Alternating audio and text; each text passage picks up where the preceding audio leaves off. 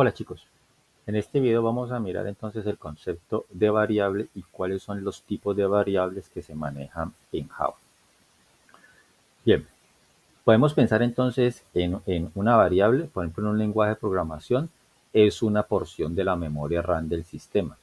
Y esa porción de memoria de RAM entonces posee un identificador también llamado nombre, en el cual dentro de esa porción de memoria entonces se puede almacenar un dato, que bien puede ser un número, una letra, una cadena o un apuntador o una referencia hacia un objeto, como lo vamos a ver pues más adelante. Entonces, simplemente podemos decir entonces que una variable es un espacio en memoria y ese espacio en memoria tiene un identificador y dentro de ese espacio en memoria entonces se puede almacenar un dato. De cierto modo es algo similar al concepto de variable que se utiliza en matemáticas, donde generalmente se usan las letras X, Y, Z, A, B o C para representar valores que son reemplazados en funciones o en ecuaciones.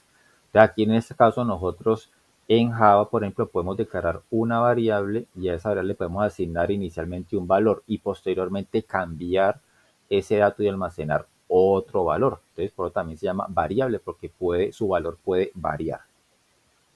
Bien, miremos entonces cuáles son los tipos de variables que manejaba.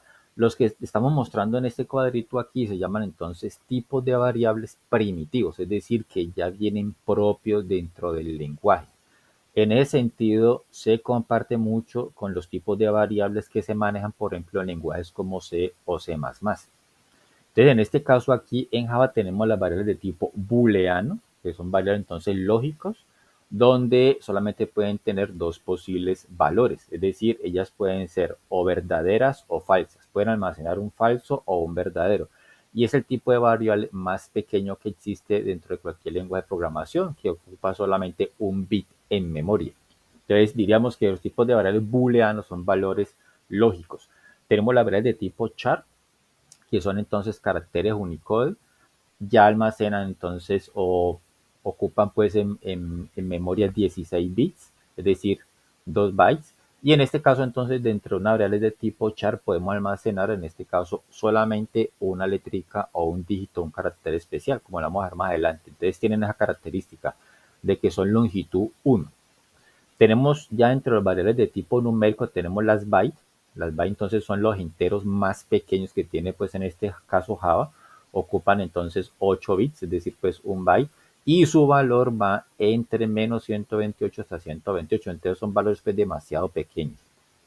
Tenemos las variables de tipo char, que son entonces también enteras, ocupan 16 bits y ya pues su rango un poquitico más grande, pero siguen siendo muy pequeños. Entonces van desde menos 32.768 hasta 32.767. Es decir, dentro de una variable de tipo char, pues no podríamos almacenar el salario básico pues para Colombia, porque pues es un valor demasiado grande, son como 985.000 y algo, entonces no cabe entre una variable de tipo char. Tenemos las variables de tipo entero, que son de las más comunes. También son enteras con signo, ocupan 32 bits y ya pues su valor es un poquitico, el rango que ya almacena entonces es un poquitico ya más grande. Ok, entonces aquí tenemos desde los negativos hasta los positivos. Tenemos las long, que son las enteras más grandes que hay. Ok, entonces ya ocupan en memoria 64 bits y ya pues es un rango pues ya más considerable, pero siguen siendo valores de tipo entero hasta el momento, es decir, no pueden almacenar decimales. Para los decimales entonces tenemos los long y los float. Los long entonces ocupan 64 bits, perdón, aquí los float ocupan entonces 32 bits y tienen pues ya su punto decimal, desde la parte negativa hasta la parte pues positiva. Y los dobles, que el doble pues es el valor numérico más grande que existe dentro de Java, ¿bien? Con punto decimal, aunque también dentro de un float o un doble pues también se pueden almacenar pues valores de tipo entero, ¿ok? Pero van a quedar entonces con punto cero, pues decir, yo puedo almacenar dentro de una variable de tipo doble la edad de alguien, sí, claro, que vale 18, listo, puede almacenar 18, pero realmente va a quedar en memoria como 18.0 porque siempre almacena punto decimal, ¿ok? Bueno, existe otro tipo de dato que en términos simples puede considerarse una variable. pero que realmente es un objeto de la clase string. Entonces, string ya es un objeto propio, es una clase propia de el lenguaje de programación Java. Y al declarar un objeto, una especie pues, de variable de esa clase, podemos nosotros almacenar una cadena de caracteres. Por ejemplo, almacenar el nombre de alguien, la dirección, incluso podemos almacenar números, pero van a quedar pues como una cadena. Más adelante vamos a ir viendo pues todo ese tipo de conceptos. Bien, miremos entonces cómo se declara una variable en Java. Bien, la sintaxis es la siguiente. Primero que todo, pues el tipo de datos, los que ya vimos, char, long, float, bueno. Después el nombre de la variable que le queremos dar y aquí tenemos que hacer entonces una, una salvedad importante. Bueno, para darle el nombre a una variable debemos de cumplir con ciertas reglas. Bien, primero, debe comenzar con una letra, siempre. El identificador, el nombre de una variable, siempre comienza con una letra, que puede ser mayúscula o minúscula. Bien, no debe contener espacios en blanco. Evitar el uso de caracteres especiales, o no usarlos, mejor dicho, ni la ñ, ni la arroba, ni el símbolo de numeral. Bien, el único carácter válido que vamos a utilizar nosotros aquí dentro de la asignatura, pues como recomendación, es el guión bajo. Bien, por ejemplo, queremos almacenar la nota del primer parcial. Entonces podríamos declarar una variable llamada nota-1. Bien.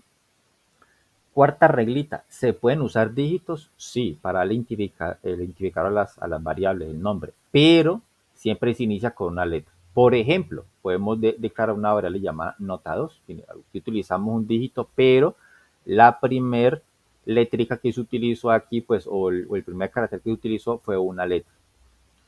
Y se hace distinción entre mayúsculas y minúsculas. Es decir, si usted declara una variable nota en minúscula, es diferente a declararla como nota la n en mayúscula. Entonces, cuando estamos comenzando a programar, tendemos a incurrir en ese tipo de errores. Declaramos la variable de esta manera y a la hora de utilizarla la ponemos con mayúscula. Entonces, el compilador nos va a decir, ojo, error, no reconozco la variable nota. Bien, entonces a la hora de darle el nombre a la variable, tener en cuenta estas 5 reglitas que tenemos aquí.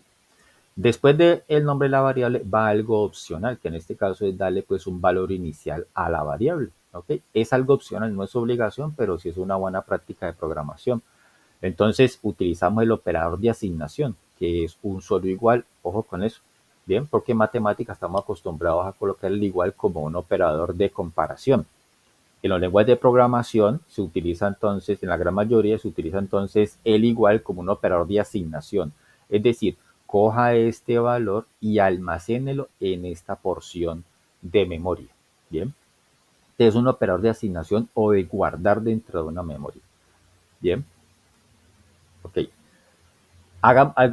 Miremos algunos ejemplos de declaración de variables en Java. Por ejemplo, vamos a declarar una variable de tipo short, ¿bien? Que son enteras pues pequeñas. Podemos almacenar la edad ahí, sí, claro.